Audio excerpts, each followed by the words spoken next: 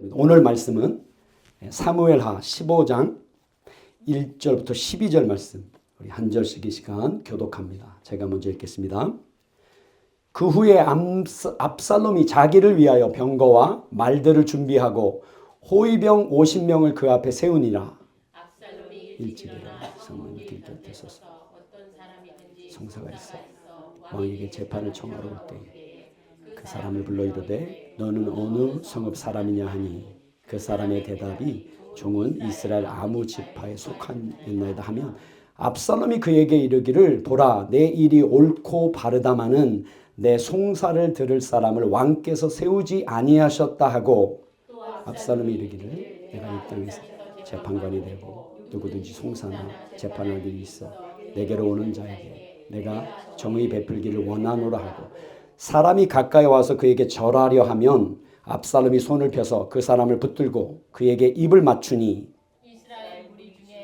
재판을 청하러 오는 자들마다 압살롬의 행함이 이와 같아서 이스라엘 사람의 마음을 압살롬이 훔치니라.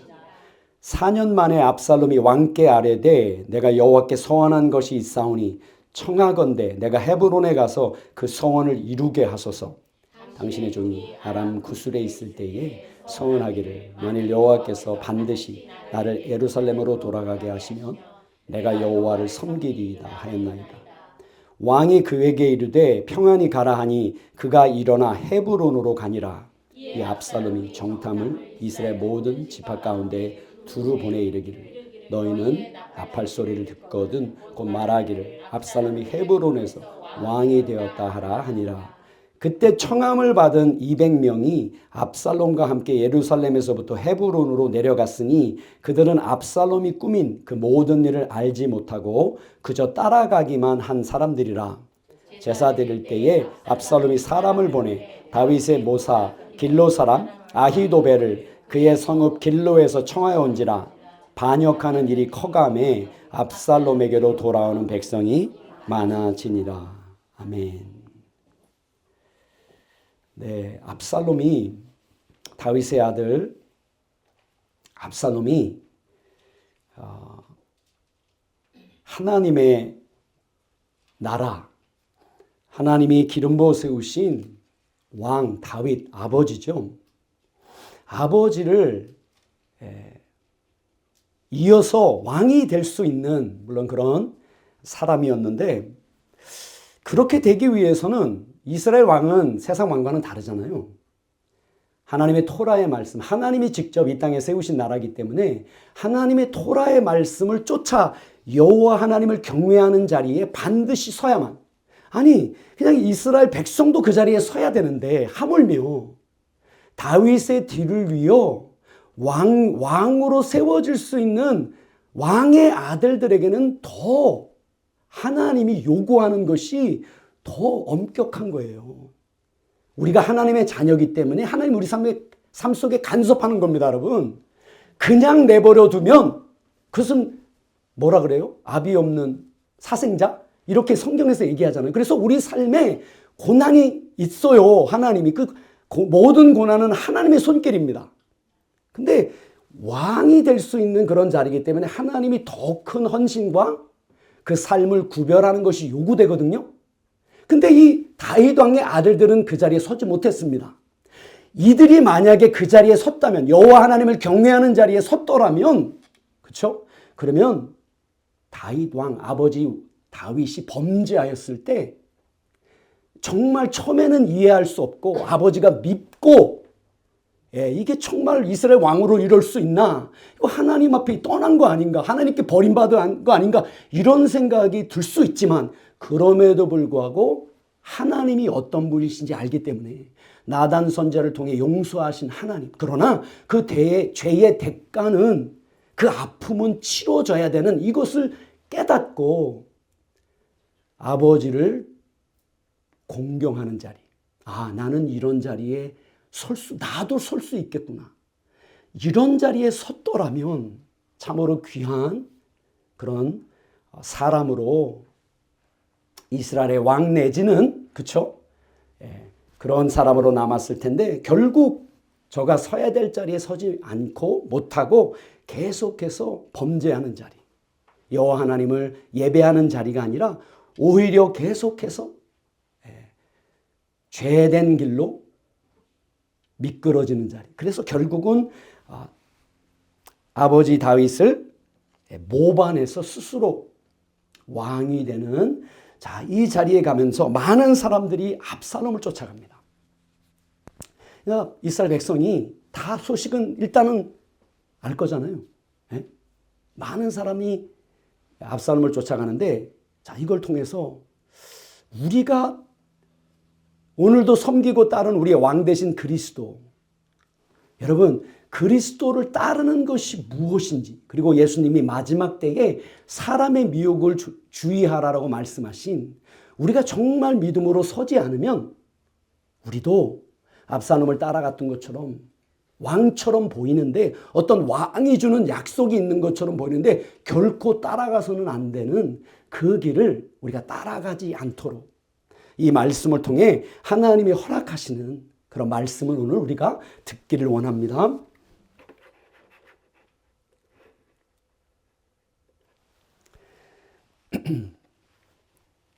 그 후에 압살롬이 자기를 위하여 병거와 말들을 준비하고 호위병 50명을 그 앞에 세우니라. 자, 그 후에 자기 누이 다말 때문에 이복형 암논을 죽이잖아요. 2년 동안 계획합니다. 그래서 죽인 다음에 도망을 쳐요. 구술 땅. 거기서 3년을 머무릅니다. 5년이 지났죠. 그래서 이제 요압이 다윗의 마음을 알고 뭐 어떤 지혜를 내서, 자기의 꾀를 내서 압살롬을 데려오도록 그렇게 합니다. 그래서 데려왔는데 왕이 얼굴을 안 보잖아요. 그래서 이태 동안 예루살렘에 머물렀지만 왕의 얼굴을 보지 못했다. 그러니까 7년 정도가 지금 흐른 거예요. 그러면서 시간이 더 흐릅니다. 오늘 말씀해 보면 이제 4년이 되어서 이렇게 모반을 이제 시작했다라고 말씀이 기록이 되어 있는데, 이런 이 세월 가운데, 이 시간 가운데, 그리고 모든 백성 가운데 다윗의 신복뿐만 아니라 다윗의 왕궁 예루살렘에 있는 백성들, 이스라엘 땅에 있는 모든 백성들이 어떤 일이 벌어졌는지를 아는 거예요, 지금요. 왜 압살롬이 암논을 죽이는 일이 벌어졌는지, 어디에서부터 시작된지 이걸 다 아는 거예요, 지금요. 자, 그 후에 압살롬이 자기를 위하여 병거와 말들을 준비하고 호위병 50명을 그 앞에 세우니라. 자, 호위병이라고 되어 있는 이것을 이제 원문에 보면 달리는 자들입니다. 루츠, 이게 달리다 이런 뜻인데요. 라찜, 달리는 자들, 뭐 그렇거든요. 이게 이제 개역 한글에는 전배 50을 두니라 이렇게 말씀이 기록이 되어 있습니다. 전배는요, 관원을 인도하던 이 관청의 하급 관리를 얘기해요. 이렇게 옛날에 이제 뭐 관원의 한국의 옛날 조선시대 생각하시면요, 관원이 이렇게 행차할 때, 가마나 뭘 타고 행차할 때 앞에 이렇게 인도해 가는 말 타고 있던 어떤 호위하는 뭐 군사도 있고 병들도 있잖아요. 그래서 그게 전배거든요. 근데 여기서는 달리는 자들을 뒀다는 거예요. 호위병이 아니고, 아니 지금 이제 모반을 계획하고 50명을 따로 두는데 호위병을 두면 되겠어요? 눈에 다 띄잖아요. 그게 아니라 달리는 자들, 소식을 전하는 자들을 뒀다는 거예요. 50명도 뭐 예루살렘은 좁으니까 뭐 근처 어떤 성읍에 그렇게 뒀겠죠. 그래서 이게 이제 달리는 자들이니까 이게 파발꾼을 둔 겁니다. 모반을 계획하고 그 소식을 전하기 위해서. 물론 거짓이죠. 거짓으로, 미혹으로 이게 압살롬이 꾸미는 거잖아요. 그러니까 예전이나 오늘이나 마귀가 하는 건 똑같습니다, 여러분.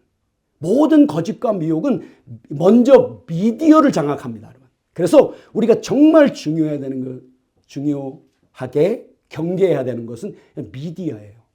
뉴스가 전해지는데 과연 이 뉴스가, 우리가 듣는 뉴스가 거짓된 이 마지막 때에 특별히, 그래서 이제 지금도 뭐 소식을 듣지만 교회가 교회조차도 거짓된 소식으로 이렇게 나누어졌다, 이렇게 이제 그런 소식이 들리잖아요.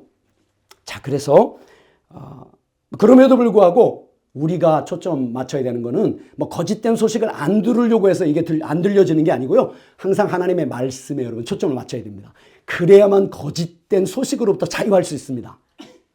예, 그게 자, 그래서 압살롬이 일찍이 일어나 성문길 곁에 서서 어떤 사람이든지 송사가 있어 왕에게 재판을 청하러 올 때에 그 사람을 불러 이르되 너는 어느 성읍 사람이냐 하니 그 사람의 대답이 종은 이스라엘 아무 지파에 속하였나이다 하면, 자, 압살롬이 이제 모반을 작정했잖아요. 병거와 말들을 두고 50명 파발꾼을 뒀어요. 그리고 그가 일찍 일어나 성문길 곁에 길가에 섭니다. 이게 완료형으로 되어 있거든요. 계속 진행되고 있는 게 아니라 완료예요. 물론 압살롬이 계속 섰잖아요. 계속 진행해서. 근데 완료, 이거는 작정했다는 뜻이에요. 압살롬이 반역을 작정했다는 거예요. 그래서 아침 어떻게 반역을 할 거냐? 치밀하게 계획을 세웠는데 아침 일찍 먼저 일어나서 길가에 도성으로, 예루살렘 성으로 특별히 왕 앞에 재판을 받으러 오는 자들을 이제 올 때마다 그 사람을 불러서 묻습니다. 너는 어느 성읍 사람이냐 하니 그 사람의 대답이 종은 이스라엘 아무 지파에 속하였나이다 하면, 압살롬이 그에게 이르기를 보라, 내 일이 옳고 바르다마는 내 송사를 들을 사람을 왕께서 세우지 아니하셨다라고 거짓말을 합니다. 왕과 함께 있는 자들 중에는 너를 위해 소송을 들을 수 있는 자가, 들을 자가 아무도 없다고 이렇게 속입니다. 또 압살롬이 이르기를 내가 이 땅에서 재판관이 되고 누구든지 송사나 재판할 일이 있어 내게로 오는 자에게 내가 정의 베풀기를 원하노라. 자, 이렇게 이제 그 사람을 붙잡아 놓고 얘기를 하는데요. 어떻게 얘기했냐면, 누가 나를 이 땅에서 재판하는 자로 임명할까? 이게 막 이렇게 말이 굉장히 이렇게 막 뭐라 그래요? 이게 가짜일수록 말이 좀 막 장엄하잖아요. 막 뭐 붙여야 되잖아요. 막 감동이 되게끔 사람의 마음에. 그렇게 얘기하면 누가 나를 이 땅에서 재판하는 자로 임명할까? 그러면 분쟁과 재판이 있는 모든 사람이 내 곁에 올 것이요 내가 그에게 공의를 베풀리로다 라고 왕에게 재판을, 억울한 일이 있어 재판을 청하러 오는 자에게 이렇게 만나서 길가에서 기다렸다가 이렇게 압살롬이 치밀한 계획으로 속이게 됩니다. 사람이 가까이 와서 그에게 절하려 하면 압살롬이 손을 펴서 그 사람을 붙들고 그에게 입을 맞추니, 자, 그 얘기를 딱 들으면 일단 감동이 될 거잖아요. 그리고 지난주에도 우리가 봤지만 압살롬의 인물이 어떤 인물이에요? 머리 끝부터 발끝부터 머리 정수리까지 이스라엘 중에 모든 사람 중에 저보다 더 핸섬한 사람이 없더라. 기억나세요? 지난주에? 저보다 아름다운 사람이 없더라. 핸섬한 사람이 없더라. 그러니까 누가 보기에도 왕의 아들인 거예요, 이거는. 누가 보기에도 왕의 제목인 거예요. 그런 사람이 와서 이렇게 얘기를 하니까 일어나서 절을 하려고 할 거잖아요. 당연히 왕자인데. 사람이 가까이서 그에게 절하려 하면 압살롬이 오히려 손을 펴서 그 사람을 붙들고 그게 입을 맞췄다는 거예요. 형제로 대우를 했다는 거예요. 이스라엘 무리 중에 왕께 재판을 청하러 오는 자들마다 압살롬의 행함이 이와 같아서 이스라엘 사람의 마음을 압살롬이 훔치니라. 이스라엘 사람의 마음을 저가 도둑질합니다. 4년 만에 압살롬이 왕께 아뢰되 내가 여호와께 서원한 것이 있사오니 청하건대 내가 헤브론에 가서 그 서원을 이루게 하소서. 4년 만에. 그냥 보면 40년으로 되어 있어요. 일단 말씀에는. 어쩌면 압살롬이 40세가 될 때라고도 될 수 있겠죠. 그러면 글쎄요. 다윗의 나이는 60 전후가 될 수도 있는 거예요. 그러니까 왜냐면 원문에는 40이라고 되어 있으니까 40년의 끝이 되어 이렇게 되어 있거든요. 그러니까 어쨌든 이것이 몇 년 동안 준비를 한 거예요. 지금 압살롬이요. 자, 왕에게 내가 여호와께 서원한 것이 있는데 바라건대 내가 헤브론에 가서 그 서원을 이루게 해달라고 요청을 합니다. 그러면서 자초지종을 얘기합니다. 당신의 종이 아람 구술에 있을 때에 서원하기를 만일 여호와께서 반드시 나를 예루살렘으로 돌아가게 하시면 내가 여호와를 섬기리이다 하였나이다. 자, 외갓집에 도망가 있을 때, 구술에 있을 때 소원을 했다는 거예요. 만일 여호와께서 나로 하여금 예루살렘에 돌아가게 하시면 내가 여호와를 섬기리라고 했기 때문에 그 소원을 이제 이루려고 제사를 드림으로 그 마침을 하려고 간다라고 왕에게 거짓말을 합니다. 왕이 그에게 이르되 평안히 가라 하니 그가 일어나 헤브론으로 가니라. 헤브론은 다윗이 먼저 왕으로 처음에 유다 지파에서 시작했던, 그렇죠? 아브라함과 이삭과 야곱의 묘가 있는 그곳에서 저가 이제 반역을 하기 위해서 갑니다. 이에 압살롬이 정탐을 이스라엘 모든 지파 가운데 두루 보내 이르기를 너희는 나팔 소리를 듣거든 곧 말하기를 압살롬이 헤브론에서 왕이 되었다 하라 하니라. 자, 50명의 파발꾼을 세운 이유를 이제 아시겠죠? 두루 이스라엘 모든 지파 가운데 보내어 정탐을, 자, 반역을 꾀하는 자들이에요. 중상모략하다라는 말에서 이게 나온 거거든요. 중상하다, 비방하다. 그래서 반역을 꾀하다. 왕에 대한 이 지금 마음이 반신반의하는 그런 마음이 있는 백성 앞에 이렇게 이제 거짓된 것으로 저들의 마음을 꾀려고 파발꾼들을 이제 보낸 거예요. 그때 청함을 받은 200명이 압살롬과 함께 예루살렘에서부터 헤브론으로 내려갔으니 그들은 압살롬이 꾸민 그 모든 일을 알지 못하고 그저 따라가기만 한 사람들이라. 자, 200명이 압살롬의 청함을 받고 쫓아가거든요. 근데 말씀해 보면 부름을 받은다는, 압살롬의 부름을 받았다는 거예요. 가는 이유가 그냥 제사 드리러 가는, 소원을 이루러. 지금 자초지종 안다 그랬잖아요. 다 무슨 일이 벌어졌는지. 너무나 보기에도 좋고, 그래서 따라갔던 부름받은 자들과 꾸민 그 모든 일을, 압살롬이 꾸민 그 모든 일을 알지 못하고 간 자들, 뭐라고 돼 있냐면요, 그들의 성실함을 위해 따라갔던 자들, 이렇게 되어 있습니다. 그들의 무결함을 위해 따라갔던 자들. 아무런 의심이 없는 거예요. 그리고 자기의 삶 속에도 어떤 하나님 앞에 그렇게 다시 한번 서원하고자 하는 그런 마음이 있으니까 얼마나 좋아요. 왕의 아들이 간다니까. 그래서 따라갔다는 거예요. 이게 압살롬의 거짓과 미혹인데, 속임인데요. 제사 드릴 때에 압살롬이 사람을 보내 다윗의 모사 길로 사람 아히도벨을 그의 성읍 길로에서 청하여 온지라 반역하는 일이 커가매 압살롬에게로 돌아오는 백성이 많아지니라. 자, 반역하는 일이 점점 커가는데요. 특별히 아히도벨, 다윗의 모사인 아히도벨을 그의 고향 길로에서 사람을 보내어 저를 데려옵니다. 그러자 더 커지거든요. 압살롬에게로 돌아오는 백성이 많아지니라. 전령이 다윗에게 와서 말하되 이스라엘의 인심이 다 압살롬에게로 돌아갔나이다 한지라. 자, 보고하는 자가 바로 소식이, 지금 상황이 당연히 알려지는 거잖아요. 다윗에게 와서 이르기를 이스라엘의 인심이, 이스라엘 사람의 마음이 압살롬의 뒤에 있나이다. 다 압살롬을 따르고 있다. 돌아갔다라고 이렇게 소식을 전합니다. 이 소식을 들은 다윗이 예루살렘에 함께 있는 그의 모든 신하들에게 이르되 일어나 도망하자. 그렇지 아니하면 우리 중 한 사람도 압살롬에게서 피하지 못하리라. 빨리 가자 두렵건대 그가 우리를 급히 따라와 우리를 해하고 칼날로 성읍을 칠까 하노라. 자, 다윗이 이 소식을 들었을 때요, 예루살렘에 그와 함께 있는 신복들에게 이르되 명령을 합니다. 너희는 일어나라. 우리가 도망을 치리라. 이렇게 얘기를 합니다. 그렇지 않으면 우리에게 압살롬의 얼굴, 면전으로부터 피하여 남은 자가 없으리라 라고 하면서요, 너희는 서두르라 명령을 합니다. 네.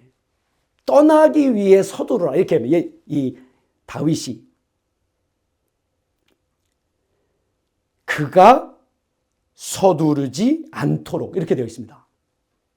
누가요? 압살롬이 서두르지 않도록. 우리가 서둘러 떠나면 압살롬이 서둘러서 예루살렘으로 돌아오지 않을 것이요 서둘러서 치러 오는 일이 없을 거잖아요. 그래서 다윗 왕은 이 소식을 듣자마자 그냥 예전에 하나님이 하신 말씀 나단 선지자를 통해서 바로 깨닫습니다. 아, 이게 범죄로 말미암아 내 아들들이 하나님 앞에 서지 못한 저들이 이렇게 가는구나 라고 바로 깨닫고 바로 신하들에게 명령을 내려 떠나자, 서두르자 라고 그렇게 얘기를 합니다. 그가 우리를 따라잡을 것이다 라고. 왕의 신하들이 왕께 이르되 우리 주 왕께서 하고자 하시는 대로 우리가 행하리이다. 보소서 당신의 종들이니이다 하더라.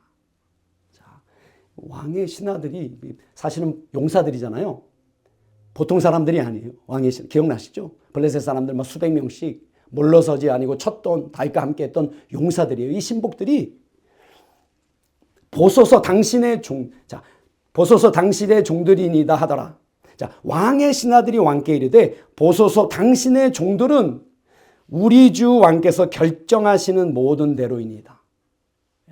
왕이 결정하신 대로 우리도 그렇게 따르겠다라고 겸손하게 저들이 돌아가는 것을 인정합니다. 왕이 나갈 때에 그의 가족을 다 따르게 하고 후궁 10명을 왕이 남겨두어 왕궁을 지키게 하니라. 왕이 나가매 모든 백성이 다 따라서 벳메르하게 이르러 멈추어 서니 그의 모든 신하들이 그의 곁으로 지나가고 모든 그렛 사람과 모든 블렛 사람과 및 왕을 따라 가드에서 온 모든 가드 사람 600명이 왕 앞으로 행진하니라. 자, 이 다윗의 모든 신복들뿐만 아니라 모든 그렛 사람, 블렛 사람,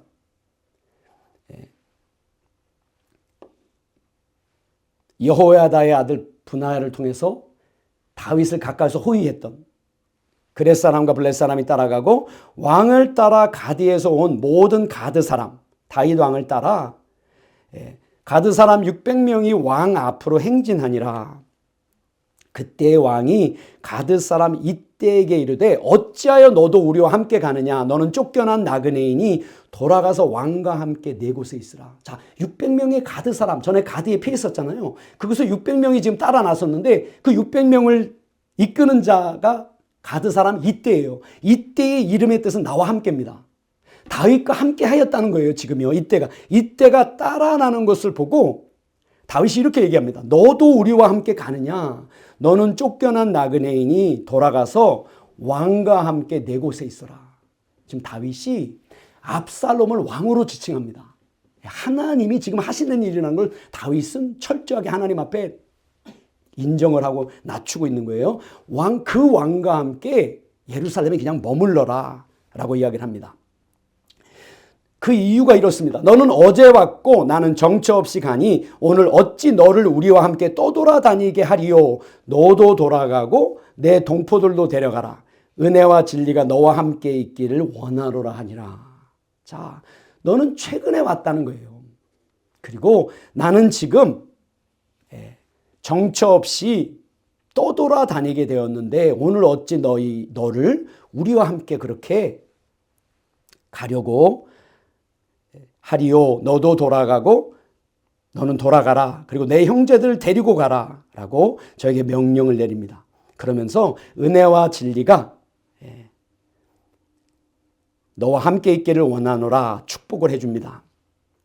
이때가 왕께 대답하여 이르되 여호와의 살아계심과 내 주 왕의 살아계심으로 맹세하옵나니 진실로 내 주 왕께서 어느 곳에 계시든지 사나 죽으나 종도 그곳에 있겠나이다 하니. 자, 이때가 너무나 삶 속에 중요한 결정, 다윗을 따르는 너무나 잘한 결정을 내려요. 자, 이때가 만약에 다윗 왕의 이 말을 이해하고 진심이니까 이해하고 만약에 예루살렘에 돌아갔으면 저가 원하든 원하지 않든 싫든 좋든 상관없이 이제는 압살롬 편에 서서 다윗을 대적하여 쫓는 자리에 서야 되잖아요. 그래서 이때가 왕이 사나 죽으나 종도 그곳에 있겠나이다라고 신앙 고백을 합니다. 이 신앙 고백이 너무 중요한 거예요. 우리 삶 속에도 어떠한 삶 속에도 이 신앙 고백으로 우리가 서야 되는데요. 다윗이 이때에게 이르되 앞서 건너가라 하매 가드 사람 이때와 그의 수행자들과 그와 함께한 아이들이 다 건너가고. 자, 다윗이 두말하지 않습니다. 이때에게 너의 마음이 나와 합했다라고 저를 인정합니다. 그리고 가드 사람 이때와 그의 사람들과 또 저가 데리고 온 아이들이 다 건너가고 온 땅 사람이 큰 소리로 울며 모든 백성이 앞서 건너가매 왕도 기드론 시내를 건너가니 건너간 모든 백성이 광야길로 행하니라. 자, 온 땅 사람이 그 땅이 큰 소리로 울며 모든 백성과 왕이 기드론 계곡을 건너거든요. 기드론 계곡은 예루살렘 성벽 그 밑에 감람산 밑으로 보면 바로 지천에 있어요. 바로 계곡이에요. 이게 비가 오지 않으면 그냥 건천. 비가 와야만 물이 흐르는 그런 이 기드론 계곡을, 기드론의 뜻은 참고로 어두움입니다. 그러니까 이게 일단 어두워요. 왜냐하면 돌짝이니까 감람산 밑에 또 이렇게 있으니까. 그래서 그 계곡을 건너 광야를 향한 길 쪽으로 방향을 잡습니다. 그러니까 감람산 넘으면 어디예요? 요단강 쪽이잖아요. 광야 쪽이잖아요. 그쪽으로 방향을 잡은 거예요. 보라, 사독과 그와 함께한 모든 레위 사람도 하나님의 언약궤를 메어다가 하나님의 궤를 내려놓고 아비아달도 올라와서 모든 백성이 성에서 나오기를 기다리도다. 자, 그렇게 올라가는데 사독과 아비아달이 하나님의 언약궤를 가지고 가려고 메우고 나와서 기다리는 거예요. 왕이 사독에게 이르되 보라, 하나님의 궤를 성읍으로 도로 메어가라. 만일 내가 여호와 앞에서 은혜를 입으면 도로 나를 인도하사 내게 그 궤와 그 계신 데를 보이시리라. 자, 하나님의 궤를 도로 메어가라라고 하나님이 나를 돌아오게 하시면 내가 그 궤와 그가 계신 초소를 하나님이 나로 하여금 보이시리라, 보게 하시리라 라고 다윗이 이렇게 얘기를 합니다. 그러나 그가 이와 같이 말씀하시기를 내가 너를 기뻐하지 아니한다 하시면 종이 여기 있사오니 선히 여기시는 대로 내게 행하시옵소서 하리라. 다윗이 하나님 앞에 만일 기뻐하지 않는다 하면 하나님의 뜻이 하늘에서 이루어진 것처럼 내 삶 속에 이루어지길 원한다라고 이렇게 계속해서 하나님 앞에 저가 낮추며 겸손하게 낮추며 갑니다. 왕이 또 제사장 사독에게 이르되 내가 선견자가 아니냐. 너는 너희의 두 아들 곧 내 아들 아히마아스와 아비아달의 아들 요나단을 데리고 평안히 성읍으로 돌아가라. 사독, 제사장 사독과 아비아달이 아들들이 있는 거예요. 아히마아스와 요나단.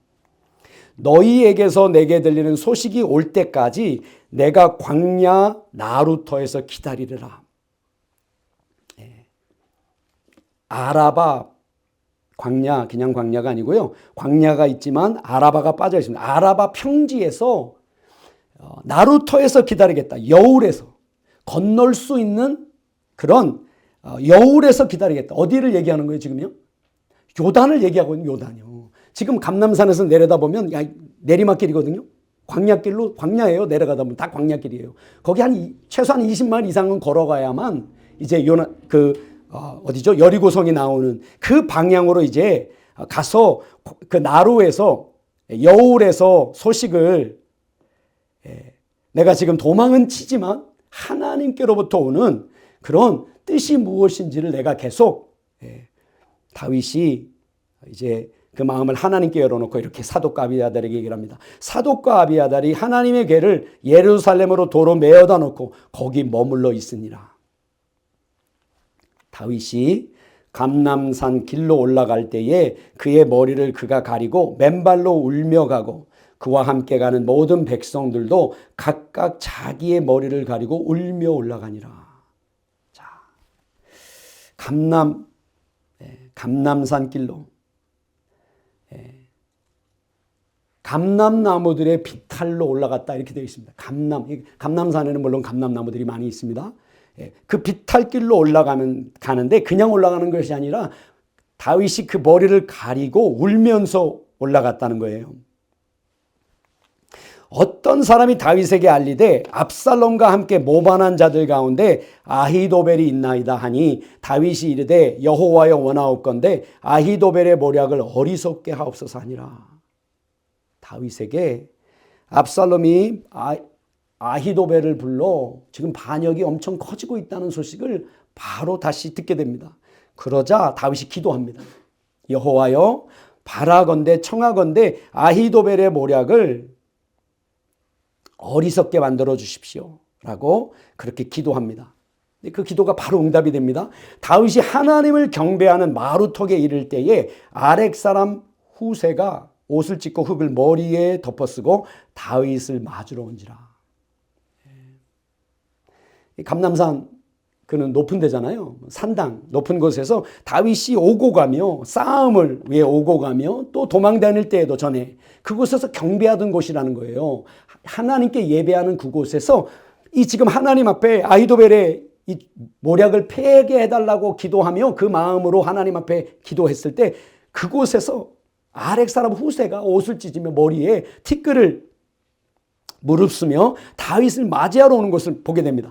다윗이 그에게 이르되 네가 만일 나와 함께 나아가면 내게 누를 끼치리라. 너가 친구잖아요. 나와 함께 가면 나에게 짐이 되리라 이렇게 얘기합니다. 자, 친구는 때로는 좋지만 지금 도망을 가는 이 길에서는 이게 선하지 않다는 거예요. 너가 오히려 나에게 위로가 되는 것이 아니라 짐이 될 거라고 이렇게 얘기합니다. 그러나 내가 만일 성읍으로 돌아가서 압살롬에게 말하기를 왕이여 내가 왕의 종이니이다. 전에는 내가 왕의 아버지의 종이었더니 이제는 내가 왕의 종이니이다 하면 네가 나를 위하여 아히도벨의 모략을 패하게 하리라. 자, 다윗이 후세에게 지금 얘기를 하는 거잖아요. 너가 왕 압살롬에게 이르기를 가서 이렇게 얘기하라. 이르기를 할 때 이 다윗이 있잖아요. 우리가 잘 알고 있는 완료형을 씁니다. 과거형을 써요. 이제 벌어지지도 않았는데 이건 무슨 얘기라 그랬어요? 예언적 과거라 그랬잖아요. 그러니까 다윗이 자기의 어떤 깨와 자기의 지혜가 아니라 여호와의 영의 감동으로 자기에게 주신 기도했잖아요. 아히도벨의 모략을 패하게 해주십시오. 누군가는 깨뜨려야 되잖아요. 이게 뭐 기도한다고 저절로 하나님이 일하시는데 사람을 통해서 일단은 깨뜨려야 되는데 후세가 온 거예요. 그래서 후세에게 말을 내는데 너가 가서 압살롬에게 이르기를 그러면서 이게 하나님께로부터 온 그러면서 너가 그렇게 얘기하면 내가 왕의 아버지 당신의 아버지 왕의 종이었는데 내가 아들인 당신의 종이 되는 게 이게 맞지 않습니까? 이렇게 얘기를 하는 거예요. 그러면 내가 저의 모략을 뭐라고 되어 있습니까? 패하게 하리라. 깨뜨리리라. 헛되게 만들리라. 이것도 과거형으로 되어 있습니다. 하나님이 지금 다윗에게 주신 마음이에요. 사독과 아비아달 두 제사장이 너와 함께 거기 있지 아니하냐. 네가 왕의 궁중에서 무엇을 듣든지 사독과 아비아달 두 제사장에게 알리라. 그들의 두 아들 곧 사독의 아히마아스와 아비아달의 요나단이 그들과 함께 거기 있나니 너희가 듣는 모든 것을 그들 편에 내게 소식을 알릴지니라 하는지라. 다윗의 친구 후세가 곧 성읍으로 들어가고 압살롬도 예루살렘으로 들어갔더라. 다윗의 친구로 후세를 소개하는데요. 성읍으로 예루살렘 성읍에 들어가자마자 압살롬이 또한 예루살렘에 들어옵니다. 그러면서 사무엘하 15장 말씀이 마무리를 짓습니다. 자, 이 말씀을 통해서 우리가 다시 한번 돌아봐야 되는 거는요. 여러분 지금 이 다윗이 범죄한 것 하나님이 용서한 것은 그 누구도 모른다 그랬잖아요. 다윗과 나단 선지자만 아는 거예요. 이것은요. 근데 다윗을 섬기는 신복들은 다윗이 이 엄청난 환난 앞에서 아들들이 죽어가고 모반을 하는 이 환난 앞에서 다윗의 용사들은 다윗의 신복들은 끝까지 다윗을 붙잡습니다. 다윗을 붙잡습니다. 왜 그럴까요? 다윗이 범죄함으로 말미암아 다윗이 엄청 괴로워하는 것을 다윗의 신복들도 보았습니다. 그럼에도 불구하고 다윗의 신복들은 다윗을 이해하고 저의 아픔을 함께 나누는 다윗을 계속해서 사랑하는 자리에 계속 붙였거든요. 근데 같은 예루살렘에 사는 같은 신복일지라도 그 마음 가운데요, 다윗이 범죄한 것 때문에 저들 마음 가운데 나누어진 마음이 있던 자들은 모두 청함을 받고 압살롬의 뒤를 쫓아갔다는 거예요. 여러분, 우리의 삶이 어떠한 모양 가운데 있든 우리의 왕은 그리스도십니다, 여러분. 우리의 모든 범죄함을 예수님이 십자가에 짊어지시고 죽으셨고, 우리의 삶 속에 예수님은 여전히 왕이시거든요. 이 시선에서 우리가 흔들리게 되잖아요. 우리의 삶을 보고. 내 삶을 바라볼 때는 예수님이 내 삶의 왕인지 아닌지, 여러분, 삶 속에 온전한 신앙 고백을 할 수 없는 삶의 그런 나누어진 마음이 있잖아요. 그러면 앞으로 이 땅 가운데 오게 될 하나님의 선택을 받은 자라도 미혹하려고 하는 이 마지막 때의 미혹을 여러분 다시 한번 오늘 말씀을 통해 우리가 한번 생각을 해봐야 되거든요. 우리가 작정한다고 미혹에 빠지지 않는 게 아니에요. 내가 깨어 있어서 내가 미혹에 절대로 빠지지 않을 거다라고 말씀을 붙잡고 이렇게 있는다고 미혹에 빠지는 게 아니에요. 그러면 그게 더 이상 그래서 안 빠지면 그건 미혹이 아닙니다, 여러분. 미혹에 빠지지 않게 해서는 하나님이 우리를 지키셔야 됩니다. 하나님이 우리를 온전케 하셔야 돼요. 하나님이 우리의 삶을 고쳐야 됩니다. 우리의 삶의 상황이 우리 눈에 보기에는 고쳐지지, 혹 그것까지도 하나님이 고치시는 분이시거든요. 혹 그게 고쳐지지 않아도 우리의 마음은 고쳐져야 됩니다. 어떤 마음은요? 어떤 마음으로? 다윗의 신복들이 다윗을 끝까지 사랑한 것처럼 어떠한 상황이 눈앞에 있더라도. 여러분, 이렇게 하나님이 우리의 마음을, 우리의 삶을 오늘도 하나님 고쳐가시거든요. 역대하 7장 14절에서 하나님이 하늘에서 듣고 고치신다, 이렇게 기억 안 나세요? 그 말씀을 잠시 살펴보고, 자, 역대하 7장에 이렇게 되어 있습니다. 내 이름으로 일컫는 내 백성이 스스로 겸비하고 기도하여 내 얼굴을 구하며 그 악한 길에서 떠나면 내가 하늘에서 듣고 그 죄를 사하고 그 땅을 고칠지라. 그 전에요, 이 역대하는 이 말씀은 솔로몬에게 주시는 말씀이에요. 12절에 이렇게 되어 있습니다. 밤에 여호와께서 솔로몬에게 나타나서 이르시되 내가 이미 내 기도를 듣고 이곳을 택하여 내게 제사하는 전을 삼았으니 혹 내가 하늘을 닫고 비를 내리지 아니하거나 혹 메뚜기로 토산을 먹게 하거나 혹 연병으로 내 백성 가운데 유행하게 할 때에, 여러분, 우리 삶 속에 이런 것이 벌어지지 않습니까? 그래서 온전하게 하나님을 바라보는 흔들림이 있잖아요. 이스라엘 백성이 지금 그래서 압살롬을 쫓아간 것처럼, 그럴 때에 내 이름으로 일컫는 내 백성이 스스로 겸비하고 기도하여 내 얼굴을 구하며 그 악한 길에서 떠나면, 조건절로 되어 있습니다. 번역은 떠나면 내가 하늘에서 듣고 너의 죄를 사하고 너의 땅을 고칠지라. 조건절로 번역은 되어 있는데 조건절이 아니에요. 원본에 보면 뭐라고 되어 있냐면요, 내 이름으로 그들 위에 불려지는 내 백성이, 자, 그들 위에가 일단 빠졌어요. 내 이름으로 그들 위에 불려지는. 근데 이게 또 과거로 쓰여져 있어요. 내 이름으로 그들 위에 불려졌던 내 백성이. 아까 압살롬이 작정했잖아요. 일찍 일어나서 길가에 서기로. 그런 결단이 있는, 그렇게 내 이름으로 불려졌던 내 백성이 스스로 겸비케 하고, 이겁니다. 기도하며 내 얼굴을 구하며 그 악한 길에서 떠나리니, 떠나면이 아니고요, 떠나리니. 어떻게 하면? 겸비케 하면이 아니고요, 겸비케 되면. 스스로 겸비케 하다는 뜻은 겸비케 되다라는 뜻이거든요. 그렇게 이거 누가 해야 되는 겁니까? 우리가 할 수 있는 거예요? 아닙니다. 자, 하나님의 토라의 말씀을 붙잡고 계속해서 하나님이 어떤 분이신지 약속을 붙잡고 갈 때 내 이름으로 일컬어졌던, 불려졌던 그 위에 내 백성이 스스로 겸비케 하고 겸손케 되어 기도하며 내 얼굴을 구하며 그 악한 길에서 떠나리니 그러면 내가 하늘에서 듣고 저들의 죄를 사하고 저들의 땅을 고칠지라 이렇게 말씀합니다. 여러분, 우리의 마음이 있잖아요. 이 뭐예요? 비가 내리지 않고 메뚜기가 토산을 먹어버렸고 우리의 삶을 갉아먹었죠. 우리 자녀의 삶을 갉아먹었고 연병으로 병들어버린 우리 삶을 하나님이 고치기를 원하시는데 우리가 겸손케 돼요. 겸손케 된다는 말이 무슨 말이에요? 자, 이거 하나님이 하셔야 되는 일이잖아요. 겸손케 된다는 말은 우리 삶이 변화되면 이런 뜻이에요. 내가 변화되려고 해서 될 수 있는 게 아니잖아요. 변화되면 이게 무슨, 지난번에 우리 기억나세요? 우리 토요일 날 아침에 들으라 이스라엘, 쉐마 이스라엘, 샤마거든요. 들으라.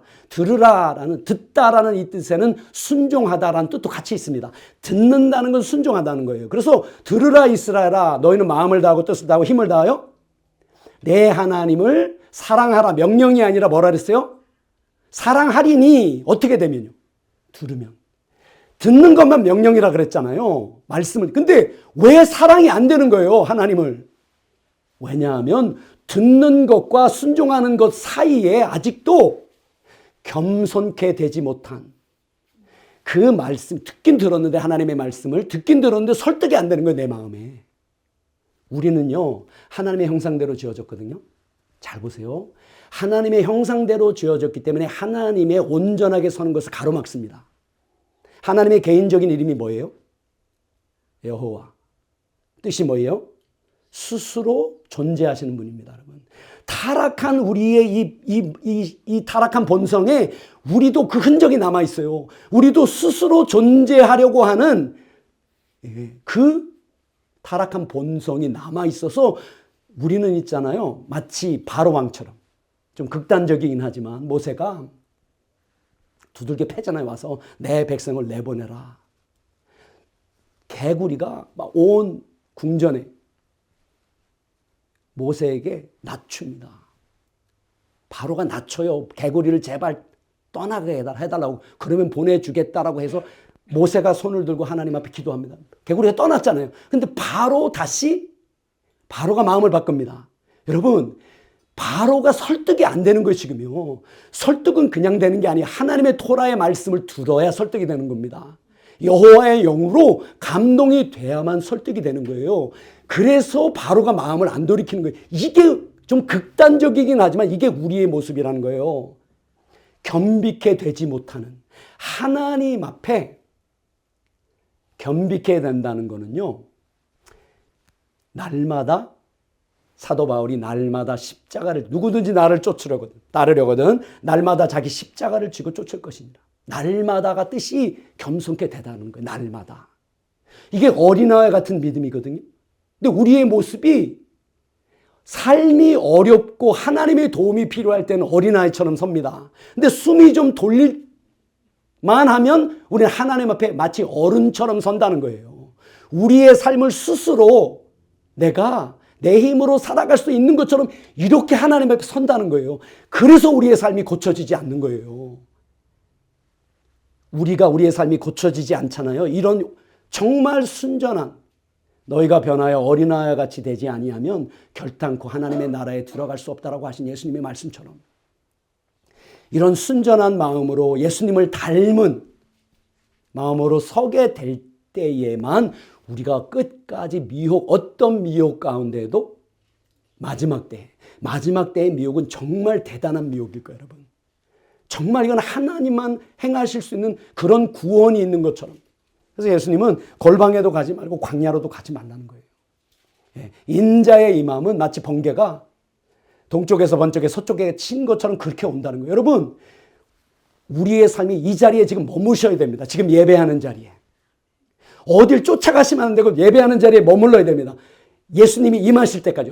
어떻게 임하세요? 우리 마음 가운데 말씀의 감동으로 임하실 때까지. 감동으로 임하잖아요, 우리 마음에. 그러면 번개가 동쪽에서 번쩍에 서쪽에 친 것처럼 우리 마음에 바로 압니다, 여러분. 이게 하나님이라는 것을. 그렇게 계속 여러분 하나님 앞에 서야 됩니다. 그렇게 우리의 마음이 계속해서 하나님이 온전하게 고칠 수 있는 겸비된 자리에 우리가 서야 돼요. 그렇게 될 때 하나님이 우리를 온전하게 고치실 겁니다. 삶을 고치실 거예요. 우리의 무너진 마음을 고치실 겁니다. 혹 내 눈에 펼쳐지는 것은 또 어려움이 있을지라도 내 마음은 온전할 거예요. 끝까지 다윗의 신복들이 다윗을 사랑해서 쫓아간 것처럼 어떠한 상황 속에서도 우리도 예수님을 사랑하기 때문에 예수님의 마음을 가지고 그 자리에 서야만 미혹을 이길 수가 있습니다. 여러분. 절대로 앞으로 다가오는 미혹은 내가 미혹에 빠지지 않겠다, 깨어있겠다. 그렇게 해서 이건 피할 수 있는 미혹이 아니에요. 예수님처럼 마음이 돼야 됩니다. 예수님처럼 우리의 이 하나님을 향한 마음이 그렇게 고쳐져야. 그래서 구원은 하나님께 있다라고 이렇게 여러분 계속해서 성경에서 우리에게 말씀하잖아요.